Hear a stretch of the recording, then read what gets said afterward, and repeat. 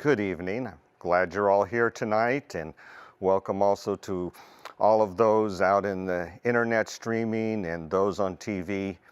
And before we get started tonight, let's just have a word of prayer that God will bless us with clarity.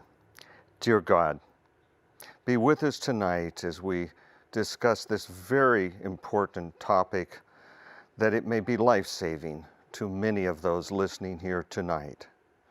Pray for your Spirit to be especially with us, that there can be clarity and understanding, that we may move ahead and choose what is the highest and best, that we may have the good health that you meant us to have. It's our prayer in Jesus' name. Amen.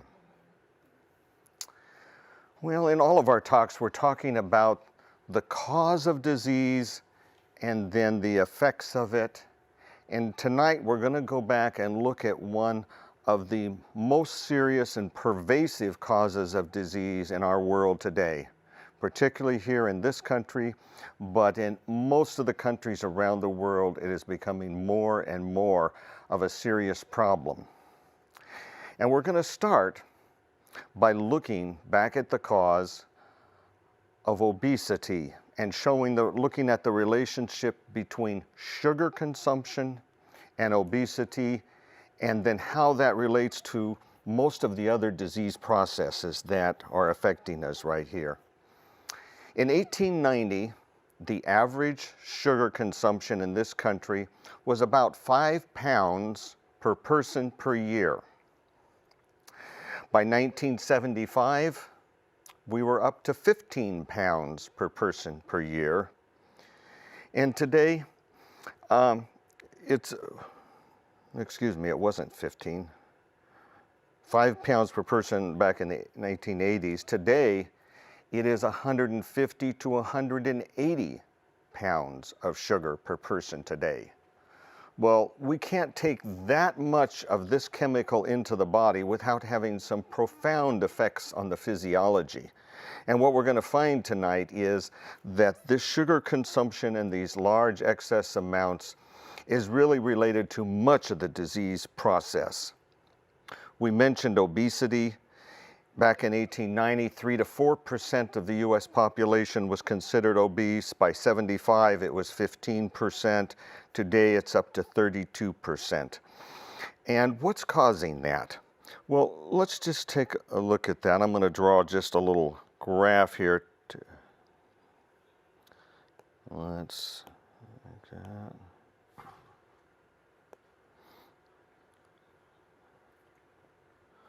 We'll just start here with 1975 to current. And in the last few years, what we find is that obesity has significantly increased. In the last 30 years, the obesity rate in this country has tripled. The average person today and the entire population is 25 pounds heavier than the average person back 30 years ago. Children, the obesity rate there is climbing greatly. And in certain populations, Black and Hispanic, it's up to 40% that now meet the criteria for obesity. Obesity is not the only thing that's changing. Type 2 diabetes, another one of these lifestyle diseases.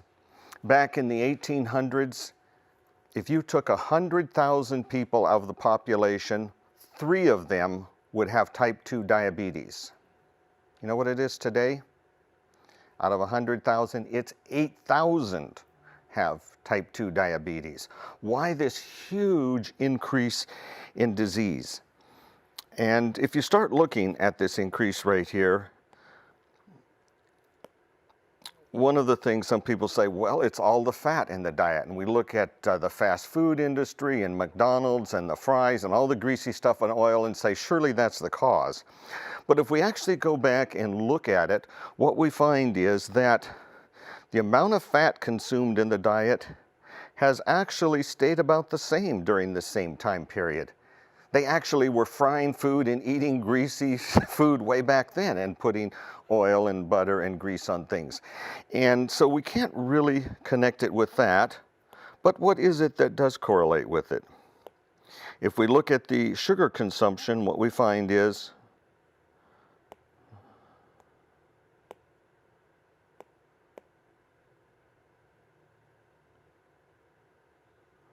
that it goes up. The increase in obesity parallels this increase in sugar consumption in the country. And, you know, a good example to understand this increased sugar consumption is just to look at the sodas. By the way, the sodas and the other sugar drinks are one of the main places where you will find the sugar coming in. If you look at the sugar in the American diet, that's where the bulk of it's coming from. Although we put it in all kinds of candies and cookies and cakes and pies and all kinds of other things, the sodas and the sugar drinks is really the big place when it comes from. Remember when Coca-Cola first came out, that really cute, sexy shaped bottle that it was in? You know how big it was? 6.5 ounces. That was the serving size back then. But if you took that serving size and you went down and bought a Coke every day, for a year, you would actually have consumed enough extra calories from sugar to gain 8 pounds. Now, if we just follow through, in 1955, they came out with the 10-ounce bottles. When I was a kid growing up, that was what was in the vending machine. Some of you may remember the 10-ounce bottles. That was the usual form then. Then, what year did we come up with aluminum cans? 1960. In 1960, we started making aluminum cans. And what size are the aluminum cans? We still use those today. 12 ounces. So we've gone to 12 ounces. By the way, if we took that much sugar, that 12 ounces would give you 16 pounds of extra if you drank a can of soda a day. But today, if you go to a vending machine, you don't find aluminum cans. What do you find in the vending machines now? They're plastic bottles, and what size are they? 20 ounces. Yeah, so now we're at 20 ounces, and that would give you 26 pounds of extra weight if you ate one bottle of soda in one of those 20-ounce bottles a day. But of course, we now have 44-ounce big, you know, the big gulps, the big cups, and then we have a lot of places now you get the 64-ounce cup. I mean, if you drank one of those 64-ounce, that would be 83 pounds per year that we could add on just from the extra calories that is coming in the sugared soda there. A very interesting study that was done, you know, we noticed that obesity is increasing in children. Matter of fact, if you measure the children when they start out in high school and when they end in high school, you notice the change in obesity. And one of the things that they did at this school thing, because they were realizing that, as I'll put it here. So when the children start out and then over their course in high school, the obesity rate increases, the amount of weight increases. Those that qualify for obese on the various criteria scales there. So they did an experiment. They took half of the schools in a certain school district and they removed all of the sodas and sugar drinks from all of the vending machines.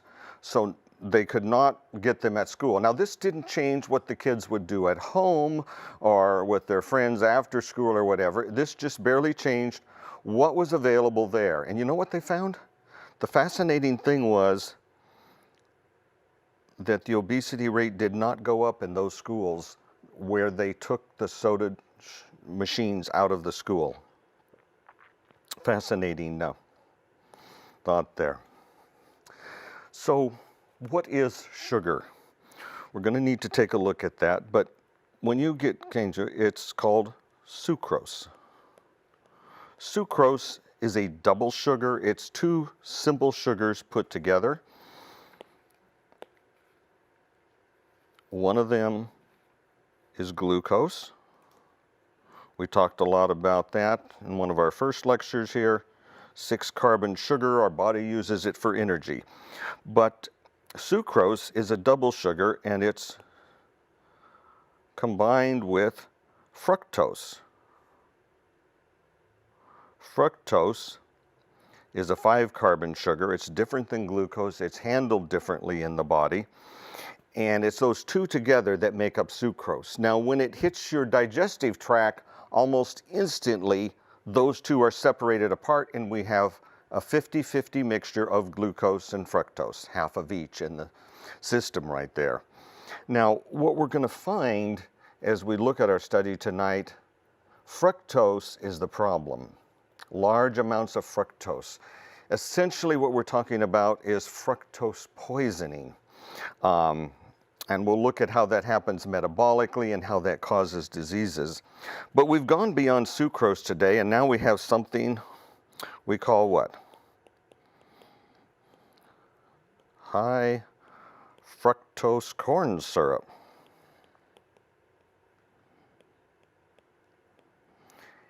And it's way cheaper than sucrose.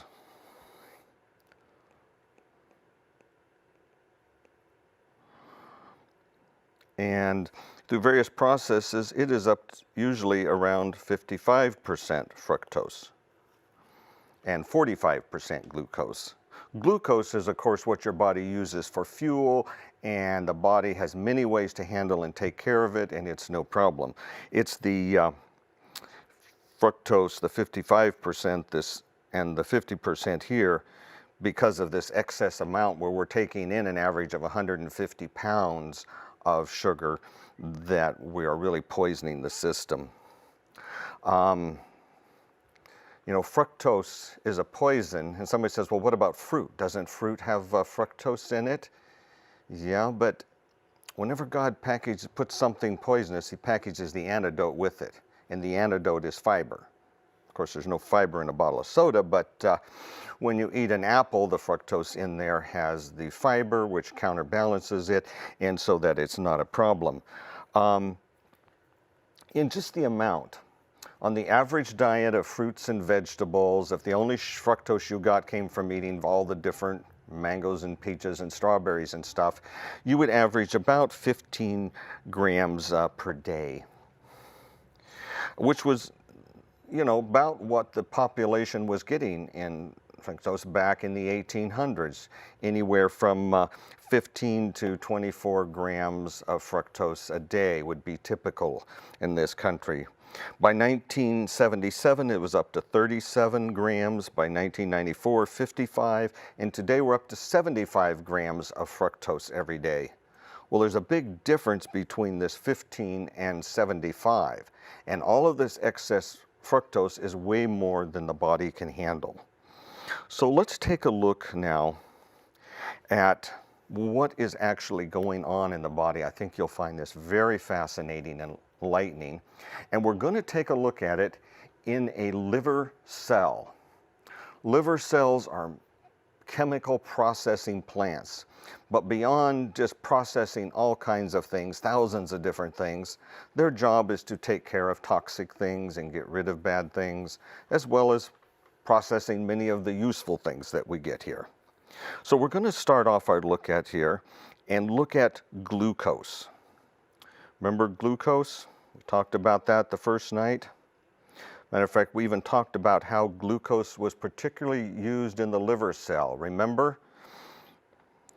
So I'm going to draw an arrow coming in here.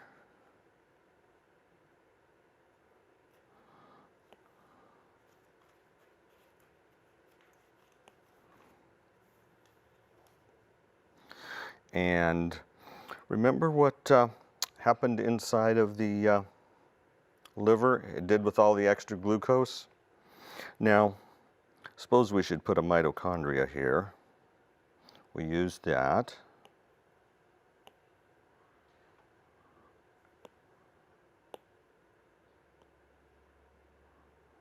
Get here. Mitochondria, and the liver needs a certain amount of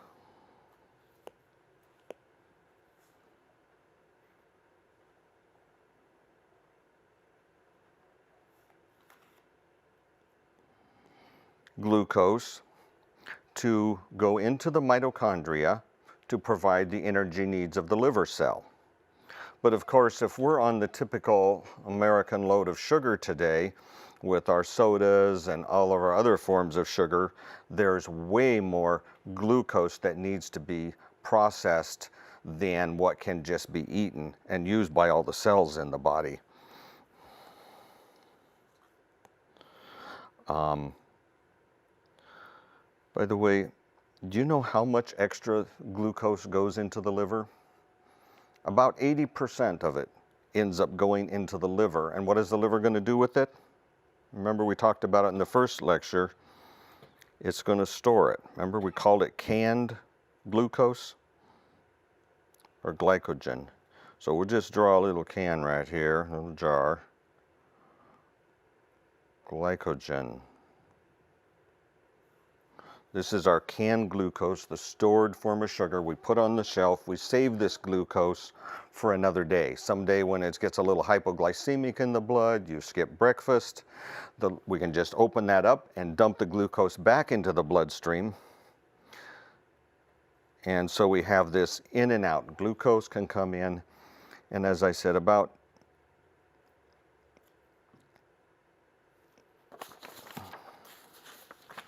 put this here.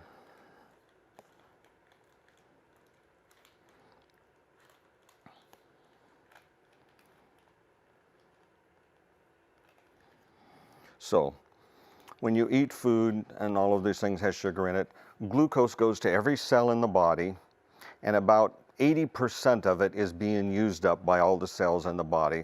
But there's still about 20% of it that's going to go to the liver and be stored in this canned form, so you've got a reserve. It's sort of like charging up a battery, and then it can release it to supply the energy that the body needs later, right there. And simple, nice arrangement, and keeps us with a good sugar level. Now, before we talk about fructose, I want to talk about another thing the liver burns: alcohol. Alcohol is actually a fuel. Alcoholics can live on just their alcohol. They get quite nutrient deficient when they don't eat food and just drink alcohol, but it can provide the fuel. So we're going to draw down here.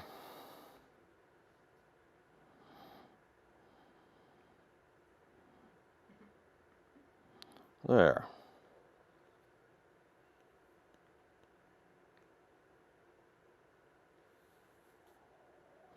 There, we've got some alcohol. And when you drink alcohol, what happens to it? Well, about 20% of it ends up going to the brain and other tissues and, causing all kinds of problems and, result of a lot of issues there. But about 80% of that alcohol actually ends up going to the liver. The liver's job is to get rid of toxic things, and so it takes the alcohol into the liver cell. And when it gets inside the liver cell, well, that alcohol does all kinds of bad toxic reactions that can damage the liver cell, ending up in cirrhosis of the liver and other issues there.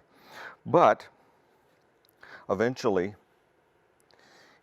as it goes through several stages, we'll simplify it here.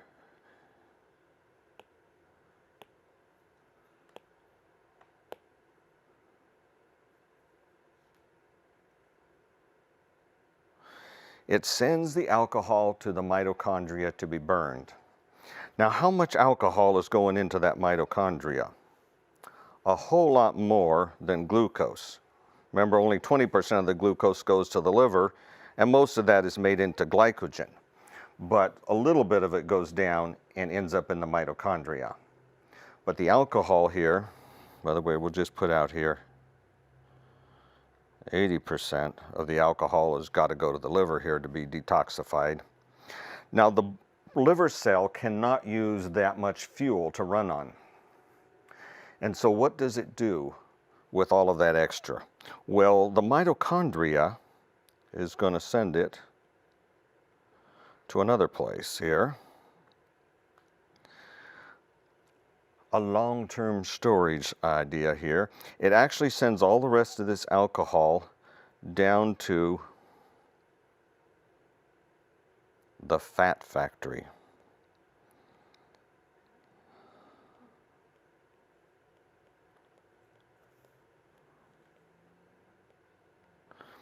And here we can take all of that excess alcohol that the body can't actually burn for fuel because there's way too much of it, and we can turn it into fat. And where does the fat go? Well, a lot of it just starts building up in little sacs and vacuole little parts here. In the body. Matter of fact, let's get the other color here.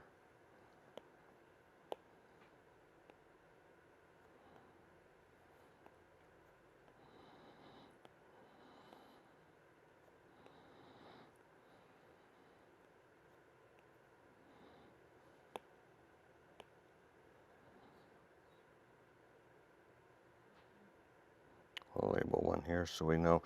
So now we are developing alcoholic fatty liver disease, where we're building up this fat in the liver. And of course, once you start building up excess fat in the liver, it can't work as well. Starts deteriorating, breaking down, and actually can help lead to cirrhosis of the liver here. But that's not all. It can also take this extra fat and send it elsewhere in the body. That's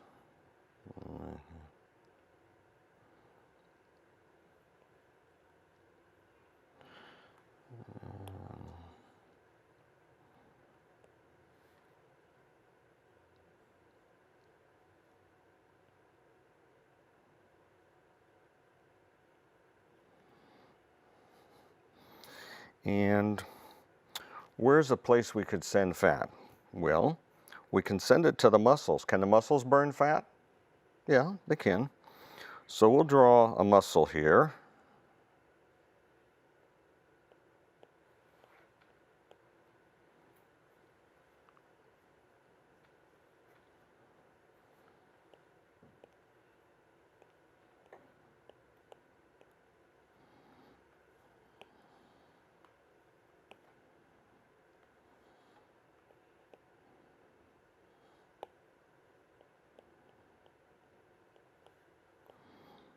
Okay, so we've got a muscle here.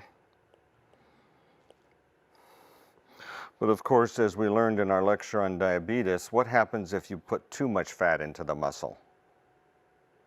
It can't burn it all at once, and if we start storing fat inside of the muscle, what happens? We start removing the little sugar doors, the insulin receptors on the surface, we get insulin resistance, and leads to type 2 diabetes. So we're going to put up there, you know, we start increasing the insulin levels in here.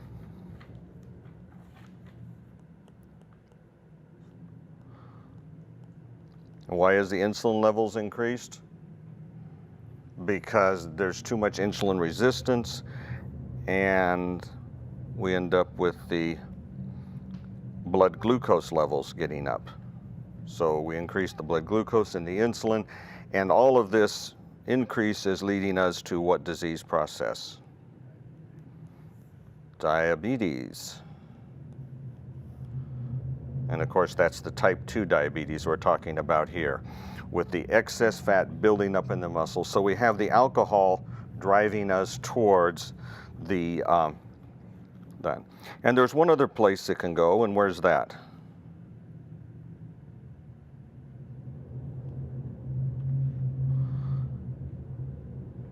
That is the fat cells.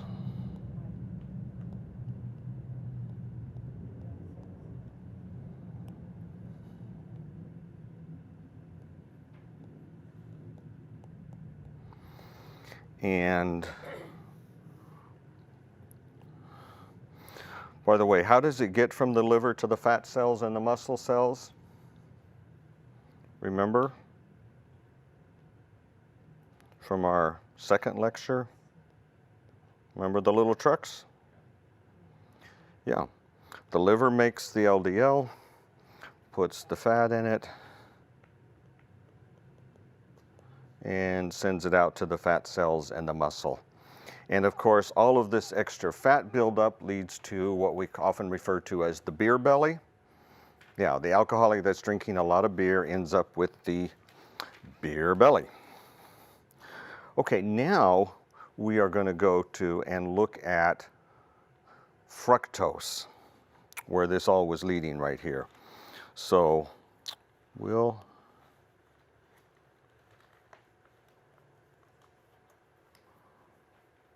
put our fructose here.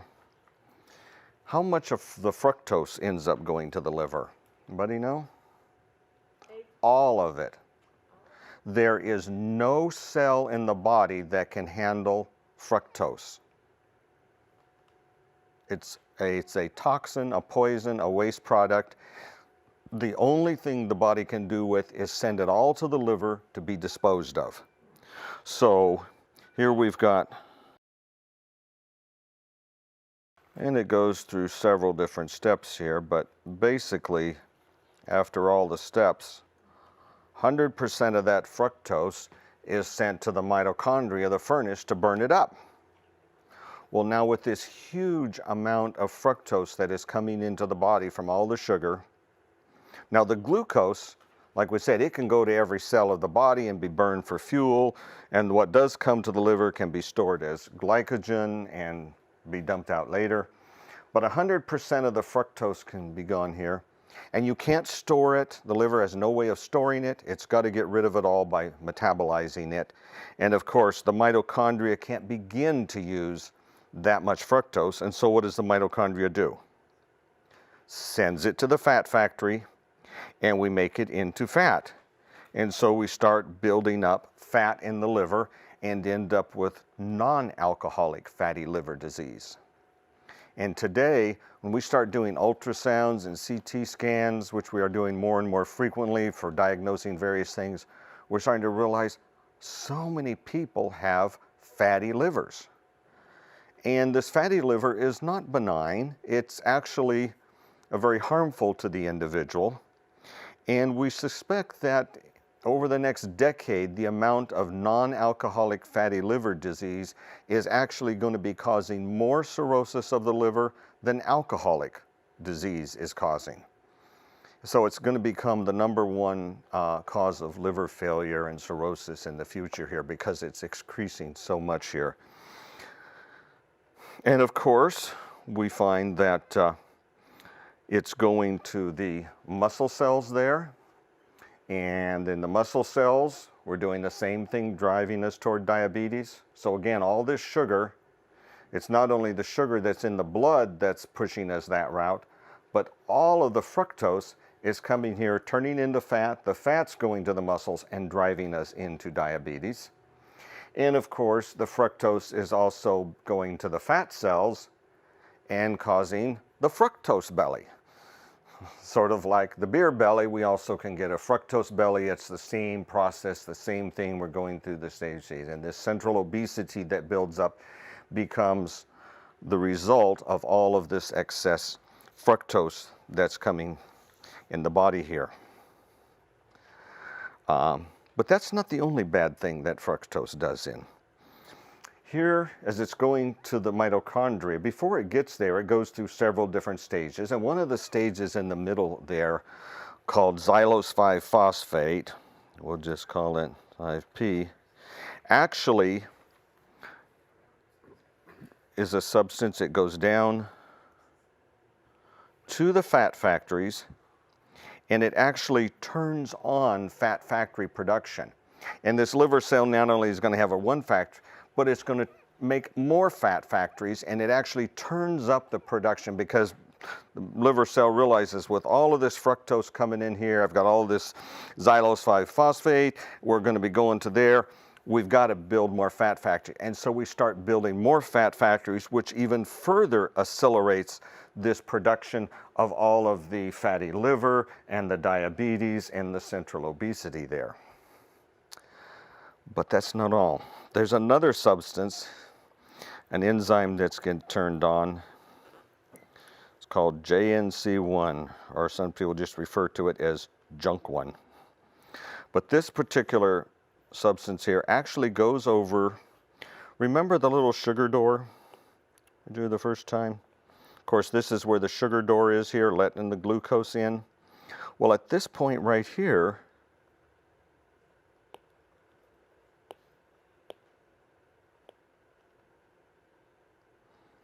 it actually starts shutting down that sugar door so it doesn't work. And when we start thinking about that, well, yeah, it's like I've got all this fructose I've got to deal with down here. Please don't send any more glucose in here. So we actually block the normal good functioning of glucose with all of this extra overload of fructose coming in here. And, but that's not all. Another thing that happens here is that the fructose, some of it starts increasing the production of uric acid in the liver. And what does uric acid do? Well, we think of it in terms of gout. You all know what gout is? Gout is a buildup of uric acid in joints, causing this severely painful gouty arthritis. Again, driven by all of this fructose coming in here. But there's something else very interesting that it does. And to understand it here, we take a look at the an artery wall. We've done this a little bit here, but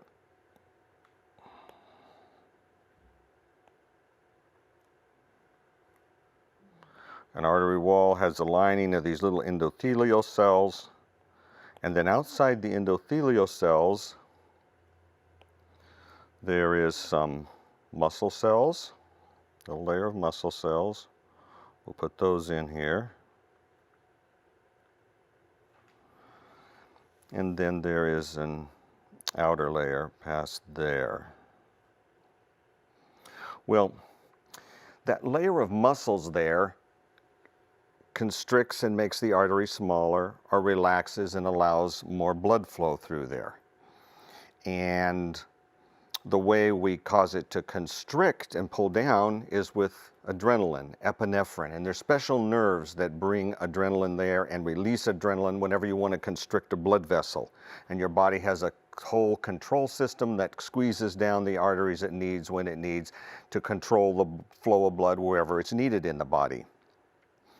Well, when we're done needing that, how do we get it to relax? Well, there is a substance called nitric oxide. And there's an enzyme that's located right in these endothelial cells called nitric oxide synthetase, NOS. We'll just put it there, NOS there in this things. And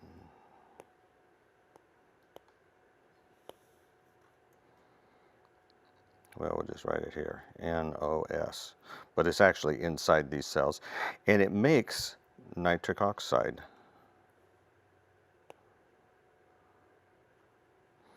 Now that's not the word no. That's nitrogen, oxygen. It's a chemical compound called nitric oxide.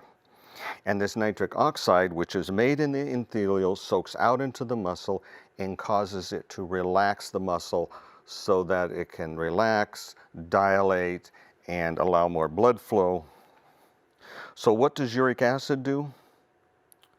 Well, this uric acid, when it goes out there, actually blocks the nitric oxide synthetase.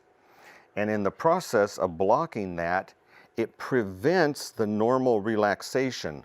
So we've got all these arteries, they're being constricted down, but they're not allowed to relax. What is that going to do to the blood pressure?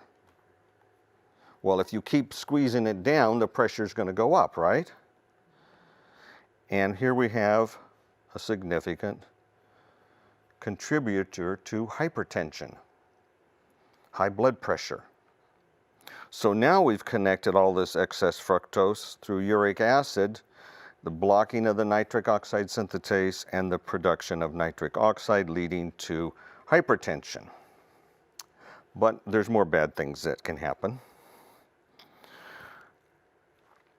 Remember when we talked about the arteries and the process of arteriosclerosis here?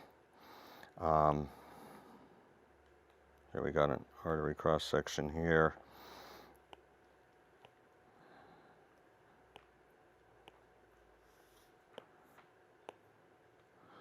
And remember, it would start building up this layer of battlefield debris we would call arteriosclerosis, hardening of the arteries that eventually can lead to heart attacks and strokes if it gets clotted off in the middle there.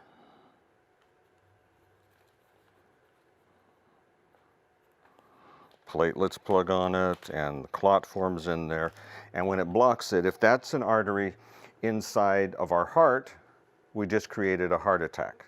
If that was an artery in the brain, we just created a stroke. So let's put that into our picture here.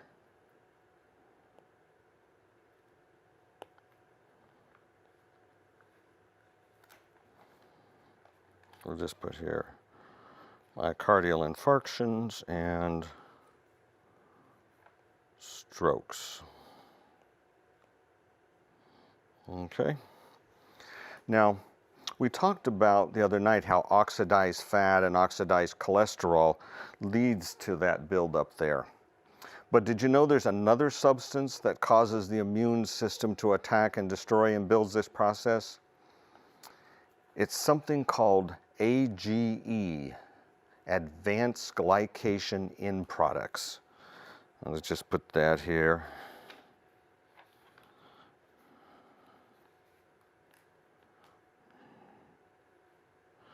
It's not age, although it does age you, but it's, what does it say here? Advanced glycation end products.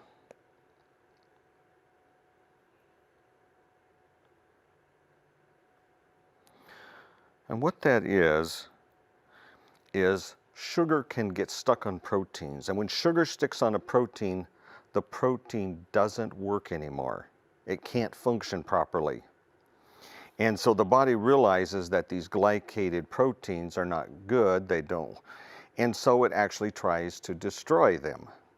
And as the macrophages try to destroy those coming through the blood here, they again build up this battlefield debris here inside the artery wall. And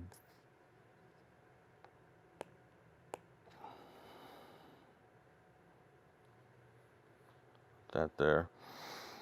And what we realize today that these AGEs, advanced glycation, these glycated proteins, are a very serious cause of atherosclerosis, maybe as much or even more so than the oxidized fat and cholesterol that we've talked about.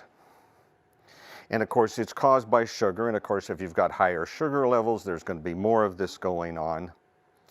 But the interesting thing is, glucose and fructose are different in their ability to glycate proteins. And fructose is 7 times more. I'll just put fructose here. So we've got fructose here, 7 times more powerful than glucose at creating these AGEs, which are driving this atherosclerotic process here that's causing heart attacks and strokes. So as we look at that picture right there, I hope you can appreciate all of the bad stuff that fructose is doing to you. And it's coming from sugar. The sugar that's in the diet in the form of sodas, other sugared drinks, candies, cakes, pie. They just put it in almost the ingredients of almost most packaged prepared foods. You'll see the word sugar in there. But again, the sodas and the other sugared drinks are probably the major source in our diet in this country that is driving this process right here. Now, if we think about that for a moment here and look at it, we realize that we are really pushing a process along here that's, just think about what are all the diseases that are affecting our country and affecting everything here.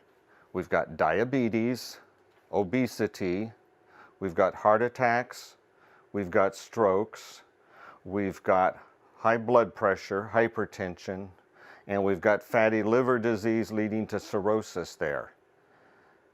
This is driving all of those disease processes there, and it's really, really something. You can see why, if you really want to turn your health around, we're going to have to take a step away from all of these sources of refined sugar in the diet and come back to the simple plant-based fruit and vegetable diet.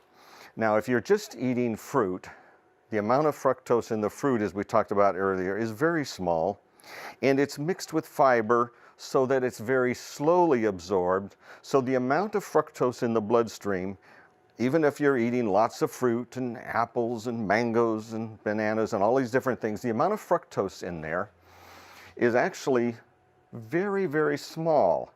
And that very small amount can easily be burned in the mitochondria as fuel, and it doesn't have to go down through all of these other processes. And so eating fruit does not drive these processes in the way that taking in refined sugar.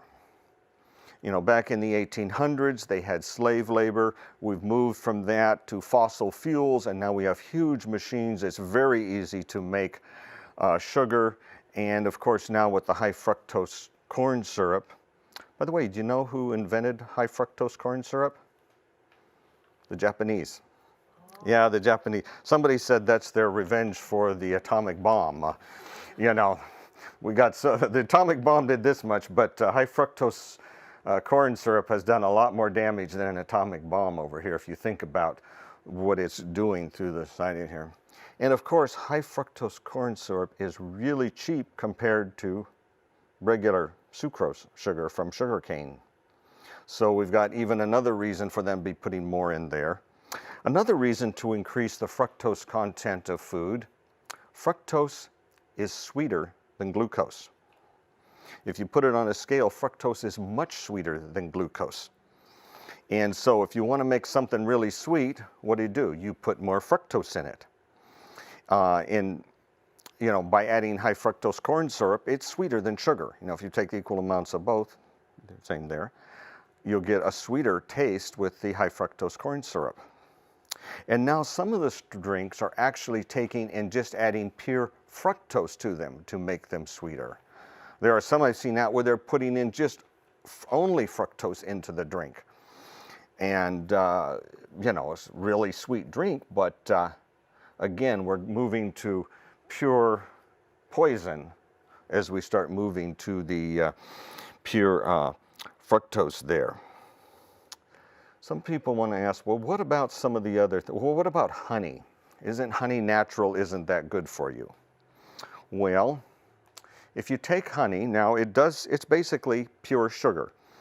It does have some various flavorings and taste and some things that have put in there, but by and large, it's pure sugar. And within a few nanoseconds of getting into your digestive tract, it turns into a 50-50 mixture of glucose and fructose. So in terms of everything we're talking about here, whether you're putting in sugar or honey or whatever, we're really doing the same thing in terms of the amount of fructose. If you put in a lot of honey, you're putting in a lot of fructose. And some of the other ones, agave, the maple syrup, there's a number of other they're basically all refined sugars of some form.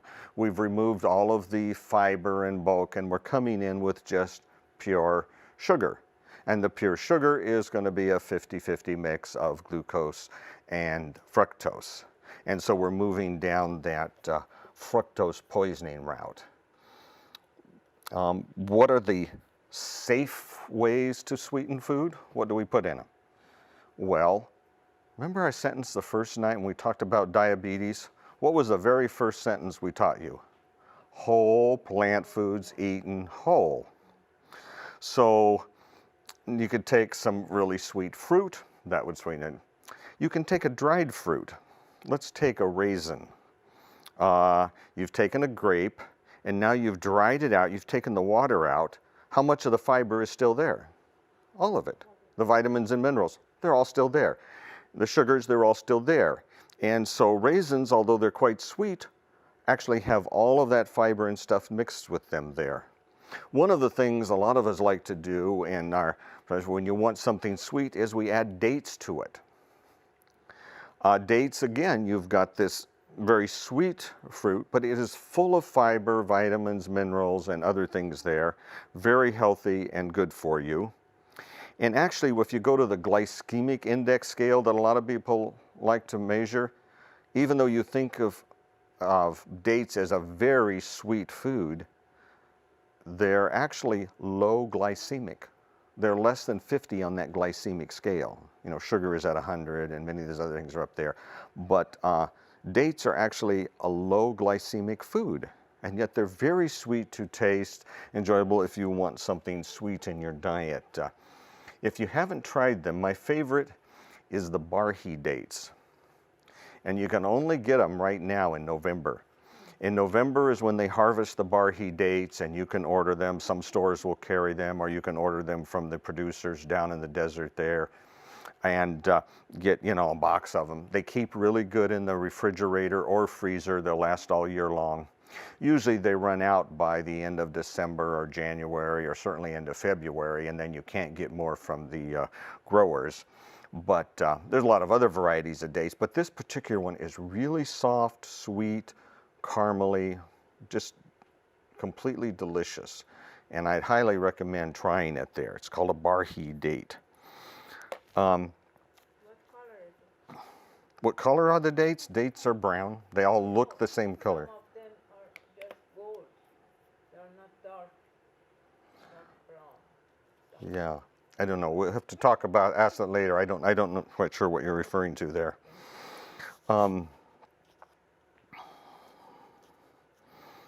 Okay, so we start looking at the tremendous damage, how we've driven this process here with this one particular substance right here. You know, they say a picture's worth 1,000 words. Well, this picture here is worth $1,000,000. I mean, if you start looking at what is happening with our health care in this country right now, the tremendous expense that is going in, what diseases is it going for? Diabetes, obesity, heart attacks, and of course the sequelae of the heart attacks is the congestive heart failure. And so they've got that there. By the way, in the hospital, between diabetes and CHF, the result of this is huge. The amount of hospital days, hospital stays, the amount of expense that goes into managing the complications of diabetes and the complications of heart disease here.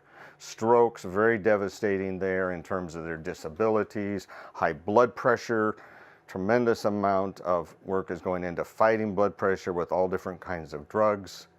We need to go back and treat the causes of it. And one of the causes is right here. So just right here, we could solve the entire healthcare budget problem right there. Isn't that amazing? Just with that one picture right there, you've got everything you need. If we could get our government to take a look at that and actually start implementing that. And some people are beginning to realize that now. You know, it used to be smoking was the big thing and everybody smoked, and then they started saying it was bad, and pretty soon now everybody understands that smoking is bad. And now they're starting to realize some of this stuff about sugar right here. In the last election here in California, several local areas were actually taking laws to try to reduce sugar consumption by taxing it or making it more difficult to get in some way. I mentioned the school where they experimented with taking it out, and some places are beginning to realize that these sugar drinks are really, really a major cause of disease that needs to be dealt with here. But as we come down to it, in our own lives, as we look for health and getting rid of disease, we talked about, you can treat diseases by treating the symptoms. With diabetes, there's all kinds of pills and insulin we can take. But the real answer is to come back to the cause. Whole plant foods, eaten whole, walk, walk, walk, walk, walk. And it turns around. Same is true with hypertension. Whole plant foods eaten whole, walk, walk, walk, walk, walk, and hypertension turns around. And heart disease, this atherosclerosis that builds up in the artery walls, we talked about that in our last lecture. Again, you can actually reverse that arteriosclerosis, get rid of those plaques, open those arteries up. You don't have to keep going down the road of more heart attacks or strokes. Obesity, of course, the weight can come off. All of these things can be taken care of with just this simple changes here when you come back. And what we're really doing is what God designed in the beginning. When God created the human race, you can read about it in the book of Genesis. What did he say? I've given you every tree bearing fruit and all these plants that have seeds. This is to be your food. Well, if you just went around and followed that first instruction that God gave to the human race, and we started eating the fruits of the trees and the plants and the seeds and all those things, what would we be eating? Whole plant foods eaten whole. We could go through the garden doing that, and we can still do that today. And we could eliminate so many of these disease processes that are coming on by just coming back to that simple dietary plan. God created the human body in all of its complexity. He knows exactly what it needs, and he put exactly all of those vitamins and minerals, antioxidants, bioflavonoids, all these different things in these plants for us to eat. And we've talked about just one of the problems here with refined foods, but we could look at the other problems with some of the animal foods. One of the fascinating things is to look at the effects of all the things we don't know. Somebody analyzed a blueberry once, and they found out there was over 600 bioactive substances in a blueberry. Now, normally we think of what? We think of, different vitamins, dozens, maybe 20 or so different vitamins, and then there's other substances we know that do something. But there's over 600 things in a blueberry that all go into cells. They're digested, they're taken up, cells take them in. We don't even know what they're all doing. But God did. He designed them and he put them in the blueberry. And then somebody analyzed a garlic, and garlic has over 900 different bioactive chemicals of various kinds. And people are beginning to discover some of the healing, health-giving properties in garlic. Of course, what do? Well, let's extract it and make garlic pills, and let's make blueberry pills, and you can get that. And another one that's been is the effects of pomegranates. Wow, there's some really good stuff in pomegranates, and so people are making pomegranate pills, but God made pomegranates. And the nearer we come to eating it the way that God made it, we're getting all of these different things, not just the single substance that that we find something good and we try to put it in a pill and sell it and make money from it. But instead of buying this vitamin or that vitamin, you realize you're not getting all of the other hundreds that were put in there. And you could analyze a strawberry or a zucchini or a tomato, and they're just full and full of all of these different types of substances that the body needs and can use. And ideal health is when you come down to real nutrition. Real nutrition is when you're putting in the body everything it needs, not just one nutrient here, you know, how many grams of protein should I get, how many grams of carbohydrates. A lot of dietary guidance comes down to calculating and measuring all of these things. If you just eat the whole plant foods, you'll get the right amount of protein, the right amount of carbohydrates, and you'll get all of these other vitamins. God also made the year to go in seasons. And as we move through the year, there's a time when the apricots and cherries are coming out, and a time later when the peaches are coming out, and tomatoes and corn and zucchini, and you go on with all of the fruits. By the time you get the fall, you're getting apples and pears, and in the winter we've got the citrus fruits, and you just keep going through this yearly cycle of all of these foods. Over the year you get a tremendous amount of variety, which does great for taste, but also you're getting all of these different vitamins, because each one has difference of this, and whatever might have been lacking here, well, now it'll be here, and now this one brings in this that you need here, and this one brings in this, and we keep bringing all of these different substances in that the body can use to create exactly what every cell in your body needs, without all of these toxic poisonous effects we've talked about here when you start taking one chemical and putting it in huge excess. With all of this sugar pouring in, all of this fructose poisoning going in, we are really poisoning our body with this one chemical. Any chemical in excess is too much. You know, people talking about taking too much salt or too much this or too much that. You know, there's a right amount and there's a wrong amount. And of course, what we are doing with the various manufacturing processes in the country today is making huge, huge excess amounts of this food that was never ever designed or meant to be in the human body.